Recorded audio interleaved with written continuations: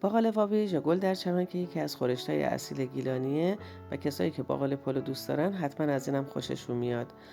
باقاله مازندرانی خوشبختی که لعاب بده رو لپه کنید. داخل مایتابه بریزید. با مقداری روغن، زردچوبه، سیر خرد شده، شوید خشک یا تازه به این صورت تفتش بدین.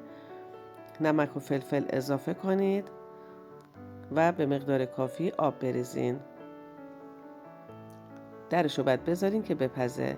عزیزان با لایک، کامنت، سابسکرایب، فالو کردن و زدن زنگوله کانال خودتون رو حمایت کنید تا آموزش‌های دیگه‌مون هم داشته باشید.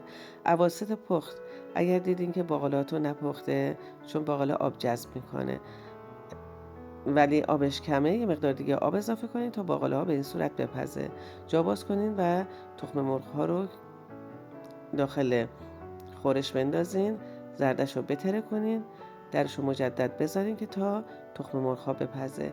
این خورش اصلا آبدار نیست و به این صورت خشکه. درست کنین و نوش جان کنید. حتما امتحانش کنید.